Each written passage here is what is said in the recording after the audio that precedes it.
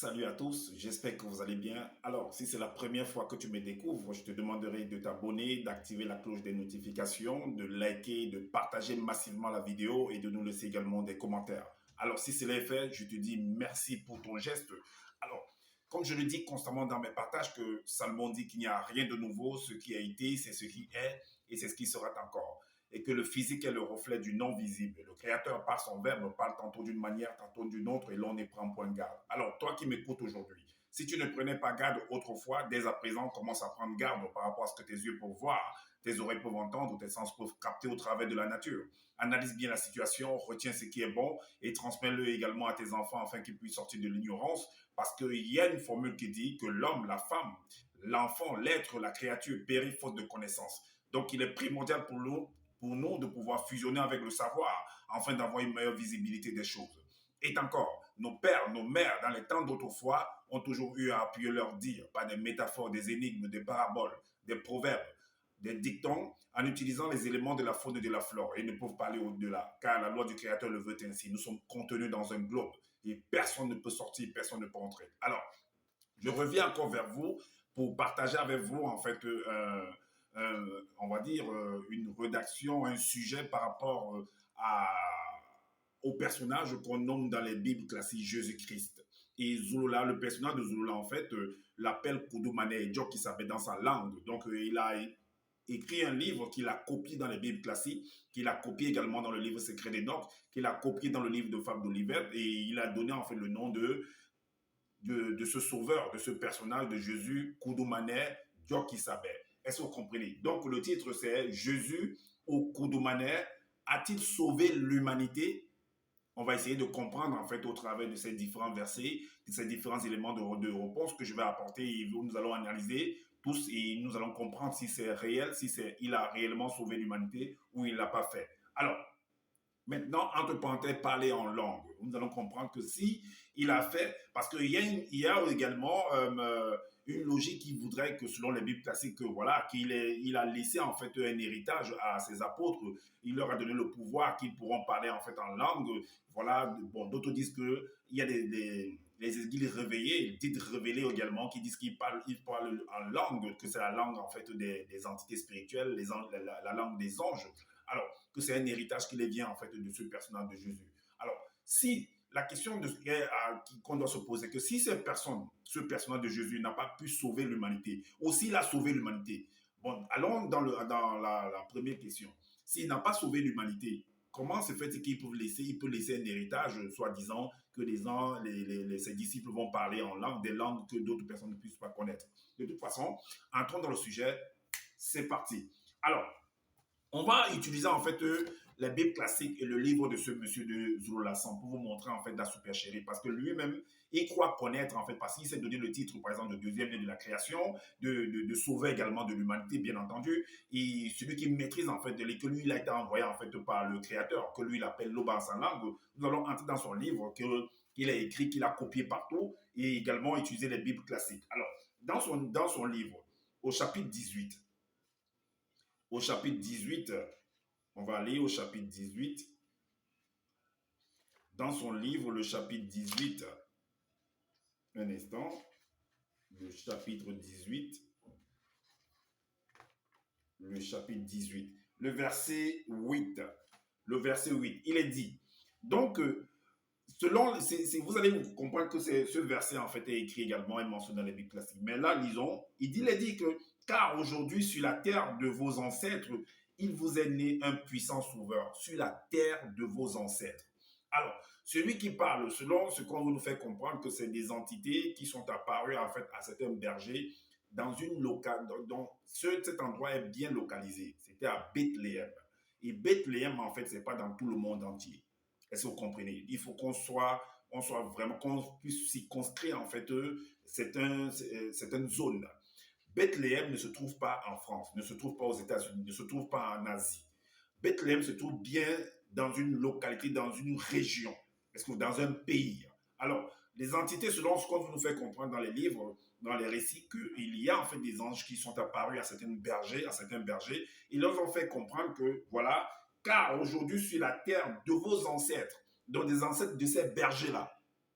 Alors, Ce que ces personnes sont en train d'écouter, c'est pas tout le monde dans le monde entier que les mêmes personnes, c'est-à-dire que certaines personnes sont en train d'écouter également à cette heure-là. Ok. Car sur la terre de vos ancêtres, il vous est né un puissant sauveur. Donc quelqu'un qui va venir sauver cette région, ce peuple-là. Est-ce que vous voyez? Les gens de Bethléem. Est-ce que vous voyez? Donc, mais certaines personnes vont venir en fait écrire que non, c'est le sauveur de l'humanité, et ainsi de suite. Mais Bethléem se trouve où? Ce peuple-là, c'est quel peuple? Ok, on va dans la Bible classique. On va voir ce qui est écrit, parce que c'est ce que Zola lui a écrit. Dans Luc, chapitre 2. Luc, chapitre 2. Luc 2.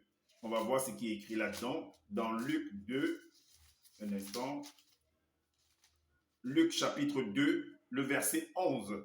Il est dit, Luc 2, 11, il est dit que le titre, c'est les bergers de Bethléem. Alors, le verset 11 nous dit, c'est qu'aujourd'hui, dans la ville de David, et David, en fait, est le roi, était roi, en fait, en Israël. Était roi en Israël. Donc, Bethléem se trouve en Israël. Donc, Israël ne se trouve pas dans tout le monde entier. Israël, ce n'est pas la France. Israël, ce n'est pas le Cameroun. Israël, ce n'est pas la Côte d'Ivoire. Israël, ce n'est pas Haïti. Israël, ce n'est pas les Antilles. Israël, ce n'est pas les États-Unis ou bien ce n'est pas la Belgique ou l'Allemagne, un peu de bon, tous ces pays-là. Israël, c'est Israël. David était roi quelque part. Et lui étant roi dans Israël, il y avait d'autres rois ailleurs, ou il y avait d'autres présidents ailleurs. Il faut qu'on soit clair là-dedans. Alors, donc, c'est qu'aujourd'hui, dans la ville de David, il vous est né un sauveur qui est le Christ, le Seigneur, un sauveur. Donc, dans cette ville-là, quelqu'un qui est venu, qui est né, qui va, par exemple, aider cette population, cette région, cette communauté d'Israël à pouvoir s'épanouir, à pouvoir s'émanciper. Soit disant, peut-être il n'y avait pas l'émancipation là-bas, tout dépend des problèmes qu'il y avait là-bas. Ok, on va donc voir si cette personne-là, sur ce personnage-là qui est né, cet enfant qui est né va effectivement sauver, s'il a sauvé Israël ou s'il a sauvé l'humanité tout entière, comme d'autres veulent nous faire comprendre. Alors, on va également, vous allez voir que ce monsieur, en fait, bon, d'autres vont venir écrire que non, oui, il a fait ceci, il a réveillé les morts, il a apaisé la tempête, c'est du n'importe quoi, c'est du fake news, tout ça. Je dis, c'est du fake news. Alors, donc, ce monsieur va être tué. Ce monsieur va être tué. Et on va lire dans le livre de Zulula. Dans l'évangile caché de Kodoumandero, chapitre 57, de verset 21, il est dit, comme Jésus, lui l'appelle Djokisabé, avait été libéré, les blancs et les sans mêlés se mirent en embuscade derrière les arbres sur le long du chemin. Qu'est-ce qu'ils ont fait de lui? Le verset suivant nous dit, les blancs et les sans mêlés se saisissent donc. Donc, ça veut dire qu'il y avait des blancs et des sans mêlés, selon ce que Zoula a écrit dans cette région d'Israël. Alors, et que lui était un noir. Donc, ça veut dire qu'il nous fait comprendre que Jésus c'était un noir. En fait, son Dieu qui savait qui est Jésus, selon les Bibles classiques, était un noir. Et qu'il y avait des blancs également qui résidaient dans cette région-là. Parce qu'il dit que les blancs et les sans mêlés l'ont saisi. Donc, ils vivaient dans cette région-là. Je ne sais pas si ce sont les blancs et les sans mêlés qui gouvernaient là-bas, si David était le gouvernant de là-bas, si David qui était le roi là-bas, ou alors après David, parce que c'est après qu'il soit venu, celui qui gouvernait là-bas était un noir, ou bien il était un blanc, ou bien il était un sans-mêlé. De toute façon, les blancs, selon ce que Zola a écrit, les blancs et les sans-mêlés se saisissent donc de Dieu qui savait avec fureur, et quelques-uns prirent un poteau. Et finalement, ils le clouaient droit sur le poteau, ses mains superposées en haut au-dessus de sa tête, et ils lui clouèrent aussi les pieds superposés vers le bas, puis les levèrent. Puis l'injurièrent en secouant la tête et ils lui disaient, toi qui penses détruire le temple et le rebâtir en 3 jours, sauve-toi toi-même si tu es le fils de Loba et descends du poteau de supplice. Tu as sauvé d'autres, mais d'autres qu'il a sauvés là, c'est qui? C'est des gens qui sont, c'est toute l'humanité ou c'est une poignée de personnes en Israël ou c'est comment? Parce qu'on dit, là, ces personnes disent que tu as sauvé d'autres. Mais ce Jésus-là est censé, selon les Bibles classiques, être le sauveur de l'humanité. Selon ce que les gens viennent raconter, d'autres chantent même sauveur de l'humanité. Jésus a fait ceci, il a fait cela dans ma vie, ainsi de suite. Mais tu as sauvé d'autres. D'autres là, c'est les qui? A-t-il sauvé même si on va par exemple dans Israël, est-ce qu'il a sauvé tout Israël? Puisqu'il est censé venir rétablir, sauver Israël. Alors, on continue. Mais tu ne peux te sauver toi-même. Tu as eu des pouvoirs pour pouvoir arrêter la tempête, selon ce qui est écrit, à faire voir des aveugles, à faire marcher des paralytiques, mais tu n'arrives pas, toi, à nous empêcher de te clouer, de te mettre sur le poteau, de te tuer. C'est ce qu'il est en train de lui faire comprendre. Donc tu es un bluffeur, tu es un plaisantin, tu es un rigolo, tu es un menteur, un usurpateur d'identité. C'est ce qu'on veut lui faire comprendre. Tu es un dessin animé, tu es un Tintin. Tu n'es rien du tout en fait.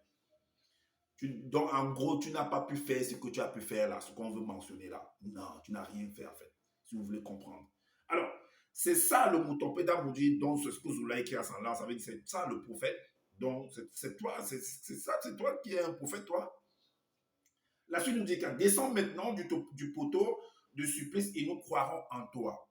Et nous allons croire en toi. Rappelez-vous qu'il y a certains disciples qui l'écoutaient, qui l'ont abandonné également en chemin par rapport, qui n'étaient pas d'accord avec sa façon d'enseigner, à ce qu'il disait, et tu n'étais pas d'accord en fait avec son opinion, avec sa vision des choses. Alors, tu as mis ta confiance en Loba. Loba, selon Zola, qui est le créateur, tu as mis ta confiance en lui parce qu'ils nous disent qu'il faut qu'on mette nos confiances en Loba, parce que c'est Loba qui fait ceci, qui fait ça et tout et tout. Mais il dit, mais toi, tu as mis ta confiance en Loba, mais pourquoi il n'arrive pas à te sauver? Eh bien, que Loba te délivre maintenant s'il t'aime, qu'il te sauve. C'est toi le sauveur d'Israël ou de l'humanité. Mais ton père ou ton créateur qui te sauve aussi. Je ne sais pas si c'est lui le sauveur ou c'est Loba qui est le sauveur. Point d'interrogation. Mais qu'à cela ne tienne, on va aller également sur le chemin de Maïus. Vous allez voir, selon ce qu'il veut nous faire comprendre qu'après sa résurrection. Donc, quelqu'un qui est censé sauver les gens pendant son vivant, mais plutôt on veut nous faire comprendre qu'à plus tard, on veut changer les paroles, changer le système, la scène, le scénario pour nous dire que non, c'est après, par exemple, que lui va sauver les gens. Ok, lisons néanmoins pour comprendre, parce que nous sommes là pour analyser et pour comprendre. Sur le chemin de Maïus, au chapitre 59 dans le livre de Zulu Lassan, il est écrit que dans le verset 2 à 7, il est écrit que alors, pendant qu'il parlait et discutait, c'était un disciple en fait. Pendant qu'il parlait et discutait, Dieu qui savait qui est Jésus s'approcha et fit route avec eux. Mais leurs yeux étaient empêchés par l'entité de le reconnaître n'importe quoi. N'importe quoi. Alors, il leur dit, de quoi vous entretenez-vous en marchant pour que vous soyez tristes? Alors, l'un de lui répondit, es-tu le seul dans le territoire? Mais quel territoire? Le territoire de Israël. Le territoire de Israël, et non le territoire de la France, et non le territoire des États-Unis, et non le territoire et non d'autres territoires en fait, mais Israël, dans le pays d'Israël. Ce sont les Israélites. Dans le territoire qui ne sache pas ce qui y est arrivé ces jours-ci. On a juste au verset 7. Alors, quoi? Il demande quoi? Leur dit-il. Et ils lui répondirent. Ce qui est arrivé, dont il fait comme s'il ne connaît pas en fait. Ou alors, réellement, il ne connaît pas. Alors, il dit, ils lui répondirent, ce qui est arrivé au sujet de Job qui s'appelle, c'est Jésus dans les Bibles classiques, hein, bien entendu, il ne faut pas oublier, qui était un mutopéda mundi, puissant en œuvre et en parole devant le peuple. Mais quel peuple? Le peuple juif, et non le peuple de la France, et non le peuple, par exemple, je ne sais pas, de l'Afrique, de la Côte d'Ivoire, ou bien, je ne sais pas, du Togo, du Benin, ou du peuple du Canada, de Haïti, ou bien de Martinique, ou bien de la Guadeloupe. Non, peuple juif.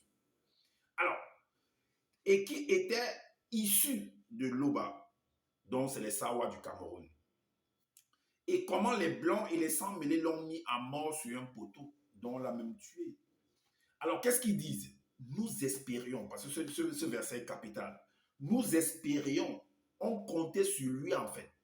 On croyait que c'est lui qui devait venir nous sortir en fait de la galère. C'est lui qui devait venir nous ouvrir les yeux. C'est lui qui devait venir rétablir les choses. Mais rétablir quoi en Israël? Qu'est-ce qu'il y avait comme problème en Israël pour qu'il vienne rétablir les choses en Israël? D'autres vont dire rétablir l'humanité, sauver l'humanité, rétablir les choses de l'humanité. Donc, ce qui s'est passé en Israël, donc le roi qui était en Israël était le roi de tout le monde entier. Ou alors, ce qui devait se passer en Israël, Israël était la lumière était le miroir du monde entier.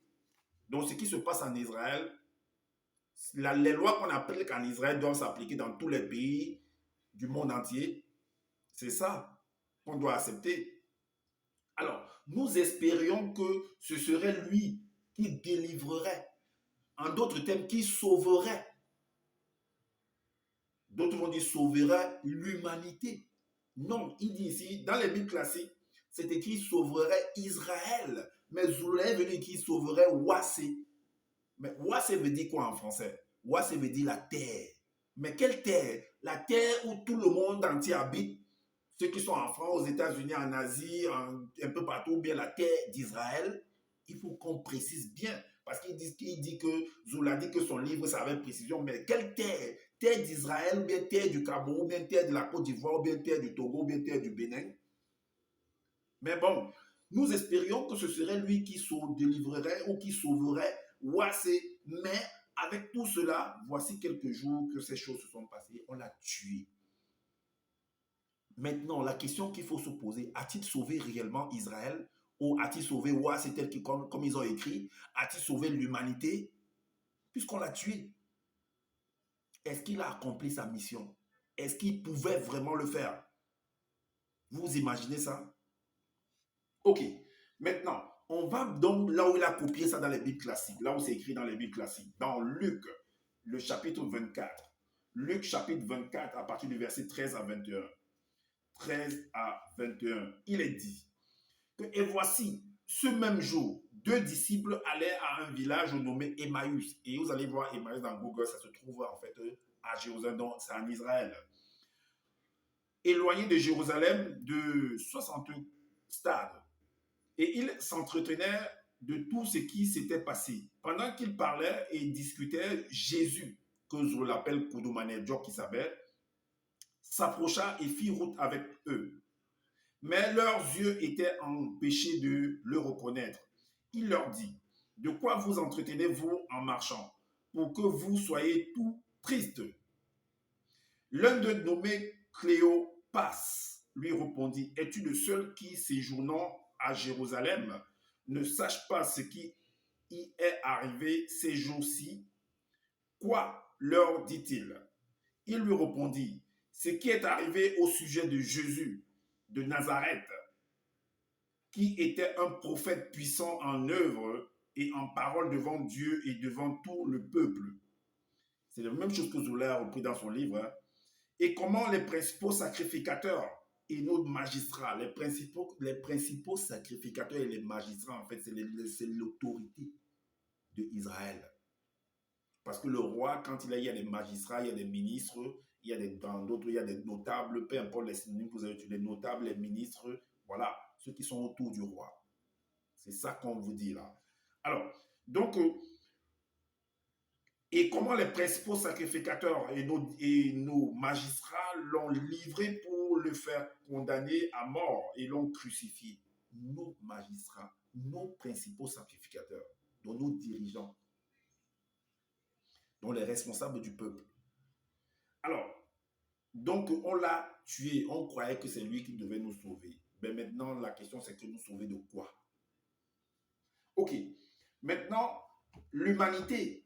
La question que je pose est que l'humanité est-il Israël ou bien l'humanité est le monde entier? Parce qu'on dit que d'autres versions vont venir dire qu'en fait, il est envoyé le sauveur de l'humanité. Dans d'autres versions, on dit que le sauveur de l'Israël. La lui dit qu'il est le sauveur de Wassé, ou c'est quel Wassé, c'est lui ce qui connaît. Alors, donc, dans Actes, le livre de Actes, parce que là, dans le livre de Actes, chapitre 1, versets 5 à 6, il est dit que, voilà, car Jean a baptisé d'eau, mais vous, dans peu de jours, vous serez baptisés du Saint-Esprit. Voilà quelqu'un qui n'a pas pu sauver Israël, qui n'a pas pu sauver Ouassi, qui n'a pas pu sauver l'humanité, mais qui promet à ses apôtres, à ses disciples, que dans peu de jours, vous serez baptisés par le Saint-Esprit. Le Saint-Esprit, c'est le feu. C'est quoi? Le feu, le Saint-Esprit, c'est quoi ça, cette affaire-là? C'est quoi? Tu n'as pas pu faire des choses, tu n'as pas pu, on t'a tué, et puis tu, soi-disant, on dit qu'il est ressuscité. Donc, quelqu'un qui meurt, il revient encore à la vie. Vous avez déjà vu ça où? Depuis que vous vivez, vous avez vu ça où? Même faire des choses à la télé, vous avez vu ça où que quelqu'un est mort, on l'a enterré, et il est sorti de sa tombe, il est revenu après 3 jours. Vous avez vu ça où? Vous avez vu ça où? Franchement, sincèrement, vous avez vu ça où? Des histoires qui viennent écrire à dormir debout. Alors, donc le verset 6 nous dit quoi? Alors, les apôtres réunis lui demandèrent, Seigneur, est-ce en ce temps que tu rétabliras le royaume d'Israël? Mais tu es né, on a dit qu'un sauveur nous est né. On est venu annoncer aux bergers de Bethléem qu'un sauveur vous est né sur la terre de vos ancêtres, selon ce que vous avez écrit. Et même dans les Bibles, on dit qu'un sauveur vous est né, c'est Jésus-Christ qui vous sauvera. Alors, comment se fait-il que les apôtres, pendant qu'il est mort, soi-disant il est ressuscité, il lui pose la question, mais c'est en quelle période que toutes les choses seront rétablies? Pourtant, tu es censé, de ton vivant déjà, avant même que tu sois mort, que tu étais censé rétablir les choses. Donc, ça a été un échec, en fait. C'est ce qu'il veut nous faire comprendre. C'est ce qu'il veut vous faire comprendre, que ça a été un échec. Toutes ces paroles-là qui ont été dites au départ. Alors, les apôtres réunis lui demandèrent, Seigneur, est-ce en ce temps que tu rétabliras le royaume d'Israël? Et dans le livre de Zulula, allons voir ce que lui il a écrit. Dans l'évangile caché de Courmandin, chapitre 60, verset 26, voici ce qu'il dit. Lui il a écrit. Alors les apôtres réunis lui demandèrent, Mouledi veut dire Seigneur en français. Mouledi c'est en langue douala, en langue de ce monsieur de Zulula. Mouledi, maître, non ça veut dire maître. Est-ce en cette époque que nous l'on des Baba, il est écrit en langue, le deuxième, ça veut dire le deuxième, nous l'on des Baba, c'est n'importe quoi en fait. Et toi, rétabliront Wassé dans la terre. Donc, dans les Bibles, on dit rétablira l'Israël. D'autres vont dire que non, il est venu rétablir l'humanité. Donc, c'est quand il meurt qu'il rétablit. De son vivant, il ne rétablit pas. Ok, c'est ce qu'il a écrit. Allons dans le livre de Matthieu. Allons dans le livre de Matthieu, chapitre 15, verset 22 à 24. Chapitre 15, verset 22 à 24. Rappelez-vous que là, il y avait une femme qui s'est, pour vous montrer qu'en fait, ce monsieur, c'est du n'importe quoi, en fait. On est venu nous vendre, en fait, de la fumée. On vous a vendu depuis des temps jadis jusqu'à ce maintenant, et on continuera toujours à vendre ça aux ignorants, en fait, aux incrédules. De la fumée, de la poudre de pelle. Regardez, quelqu'un qui est censé venir aider Israël, d'autres disent aider, l'autre dit aider Wassé, qui est la terre. L'autre disent aider l'humanité, sauver l'humanité, rétablir l'humanité. Ok, même pendant sa mort, avant sa mort, il ne fait rien. Après sa mort, on dit qu'il a ressuscité. Et maintenant, on lui demande encore, même pendant qu'il est même ressuscité là, il ne rétablit pas. Donc c'est dans le futur. Parce que quand ils rétabliront, c'est dans le futur en fait, rétablirait. Ou c'est rétabliront, mais c'est attends, on va relire. Hein. Ouais, il faut qu'on se rassure. Il est dit ici que, alors, rétablira, donc dans le futur. Donc, alors les apôtres réunis lui demandèrent, Seigneur, est-ce en ce temps que tu rétabliras dans le futur? Donc, ce n'est même pas comme il est ressuscité là. Donc, il faut qu'il parte même pour que les choses soient rétablies selon ce qu'il veut nous faire comprendre. Alors, dans le livre de Matthieu, chapitre 24, verset, il y a un truc qui va se passer là qui est très très terrible. Un rebondissement à outrance. Il est dit là, il a rencontré en fait une femme cananéenne. Et les Cananéennes, ce sont les Israélites. Oui, ce sont les Israélites. Or, il est censé venir rétablir Israël, sauver Israël. Alors, le verset 22 à 24, il est dit, et voici une femme cananéenne qui venait de ces contrées, lui cria, aie pitié de moi, Seigneur, fils de David. Bien que, bon, quand on lit, on voit que ce n'est pas le fils de David, mais c'est une cananéenne néanmoins. Donc, c'est une Israélite. Ma fille est cruellement tourmentée par les démons. Quelqu'un, soi-disant dans d'autres versions, dit qu'il a dépossédé les gens, il a donné la vue aux gens, il a fait marcher les paralytiques, il a arrêté la tempête. Mais cette femme, si son enfant est malade, il ne résout pas le problème. Alors, le verset suivant nous dit que, le verset suivant nous dit, il ne lui répondit pas un mot. Et ses disciples s'approchèrent et lui dirent, avec instant, renvoie-la, car elle crie derrière nous. Il répondit, je n'ai été envoyé. Il répondit, je n'ai été envoyé qu'aux brebis perdues de la maison d'Israël. Je n'ai été envoyé qu'aux brebis perdues de la maison d'Israël. Mais c'est pourquoi je posais tout à l'heure la question, Israël, c'est la France, Israël, c'est les États-Unis, Israël, c'est le Cameroun, c'est le Togo, le Bénin, c'est Haïti. Est-ce que Israël, c'est l'humanité, c'est le monde entier? Est-ce que quand Israël, les lois qui sont votées en Israël, tout le monde entier doit l'appliquer? Chaque pays n'est-il pas autonome, indépendant? Point d'interrogation. Je n'ai été envoyé qu'aux brebis perdues d'Israël. Je ne suis venu que pour sauver la population Israël, la communauté israélite. Je ne suis pas venu pour l'humanité. Je ne suis pas venu pour la France. Je ne suis pas venu pour les Togolais. Je ne suis pas venu pour les Béninois. Mais pourquoi se fait-il que Zola veut nous faire embrasser son Joki Sabet, qui est la copie de Jésus? Pourquoi est-ce que Zola veut vous faire embrasser Loba, qu'on prononce, qu'on parle, qu'on appelle dans la langue Douala Sawa au Cameroun? Est-ce que quand tu dis Niamie ou Lagor, ou je ne sais pas, ou Allah, ou je ne sais pas comment vous dire, ou Bondi, est-ce que c'est la même chose que les Sawa du Cameroun, les Douala que Zola parle? Est-ce que c'est la même chose? Si c'est la même chose, tant mieux. Alors, donc, voilà ce type-là qui précise lui-même qu'il n'a été envoyé qu'aux brebis perdues d'Israël et non à l'humanité. Et non à toi qui es ivoirienne, qui est ivoirien. Donc arrête ça. Arrête d'aller t'accrocher, d'aller quémander. Arrête d'aller supplier pour entrer dans la communauté, pour faire partie de la communauté Sawa. Arrête ça. Tu supplies quoi? Tu as ta communauté ou bien tu n'as pas ta communauté? Qui t'a dit qu'on te veut là-bas chez les Sawa? Toi qui m'écoutes, qui est là à accepter ce que Zola te dit. Qui t'a dit qu'on te veut là-bas? On ne te connaît pas là-bas. Les Israélites, si c'est les Israélites que Zola appelle les Wassé ou bien c'est les Sawa, on ne te connaît pas là-bas. Les chefs Sawa ne te connaissent pas. Alors, si tu penses qu'on te connaît là-bas, continue à suivre Zola. Alors, on continue. Jésus va vous confirmer par lui-même qu'il n'est pas la personne qui va venir rétablir en fait l'humanité, ou bien rétablir Wassé, ou bien rétablir Israël. Ce n'est pas lui en fait. Allons dans Actes. Retournons dans le livre de Actes au verset 7. Écoutez ce qu'il va répondre à ses disciples. Parce que de là également, on va vous dire que, bon, allons lisons. Au verset 7, il leur répondit, ce n'est pas, parce que les apôtres lui posent la question de savoir que, est-ce en ce temps-là que tu rétabliras le royaume d'Israël?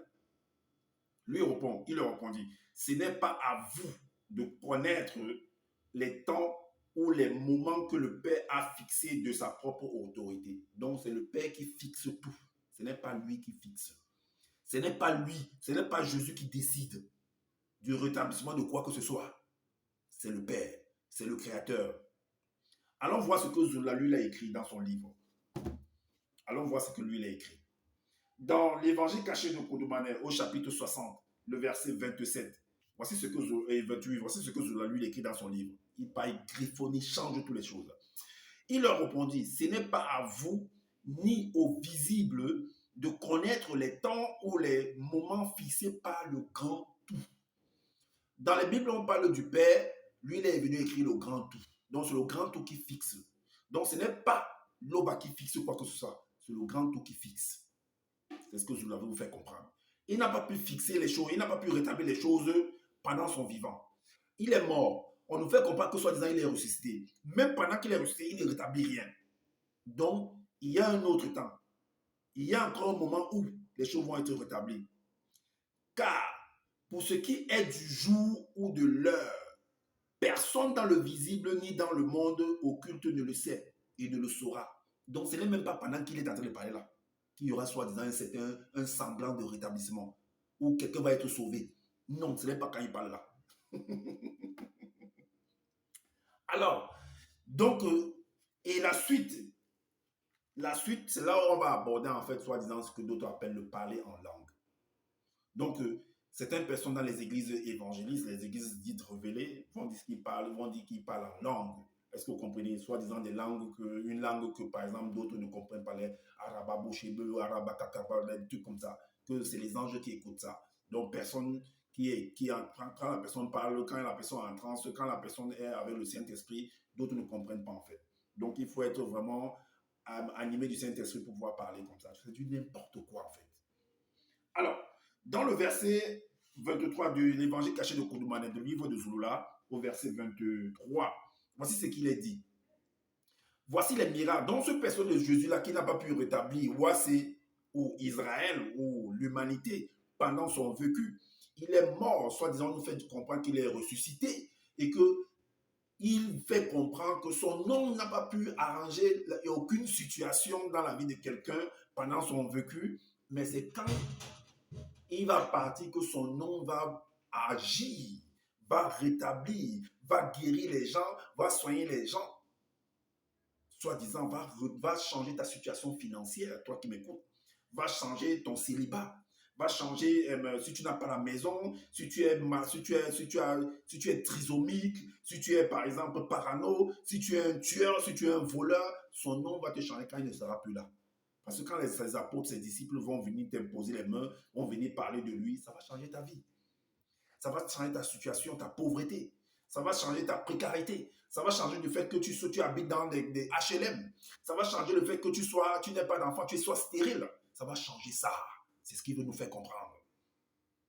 Quand tu auras le cancer, quand on va prononcer son nom sur toi, ces disciples vont prononcer son nom, non, ça va changer ta vie. Ça va changer ton cancer. Ah bon? C'est comme ça. Si tu n'as pas le travail, non, quand ces disciples vont parler ton nom, ou bien alors ceux des remplaçants de ces disciples, quand ils vont parler, ça va changer ta situation financière. C'est ce qu'il veut nous faire comprendre.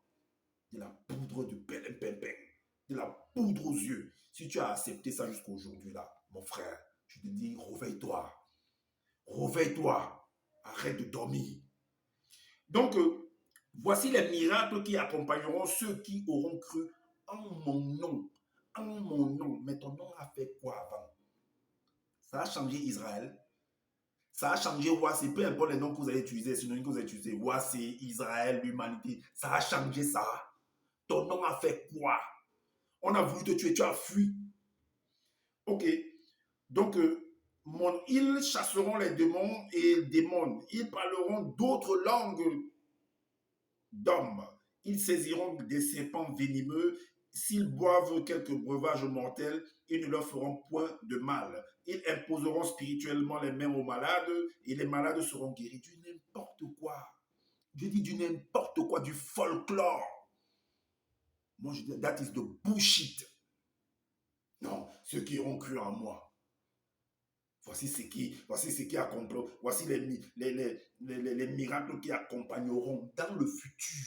Donc, quand lui ne sera plus là. Quand il ne sera plus là. Voilà ce qu'on vient vous faire accepter. Voilà donc, allons vous montrer donc un autre récit, un autre verset de celui qui dit que son nom fera des miracles parce que lui l'a pu faire devant la mort. Donc, quand tu seras mort, même ils vont même te ressusciter. Par son nom, tu seras ressuscité. Le voici. Il va fuir lui-même devant la mort. Alors, l'évangile caché de Koudoumane au chapitre 35, verset 44, il est dit, alors ce monsieur faisait tellement de désordre dans l'état d'Israël. Le roi qui était là-bas, c'était inacceptable pour les magistrats, pour les principaux sacerdotes, les dirigeants, les garants de la loi. Ils ne pouvaient pas accepter qu'un personnage pareil puisse apporter le désordre dans le peuple, dans la communauté, dans le territoire, dans la patrie. Ce n'était pas acceptable. Alors, si tu veux continuer ça, à être un instigateur de troubles, un dissident, on va finir avec toi. Soit on t'envoie en prison, soit on t'élimine. Voilà pourquoi ils ont tenu une réunion d'urgence, de crise. L'un d'eux leur dit, vous n'y entendez rien, vous ne refusez pas qu'il est dans votre intérêt qu'un seul homme meure pour le peuple et que notre société secrète ne périsse pas. Parce qu'il y a même un verset dans le livre de l'Ecclésiaste qui dit, dans le livre de l'Ecclésiaste, qui confirme également, dans le livre de l'Ecclésiaste, qui confirme en fait ce truc. Parce que on ne peut pas accepter en fait un désordre pareil. Est-ce que vous comprenez? On ne peut pas accepter un désordre pareil.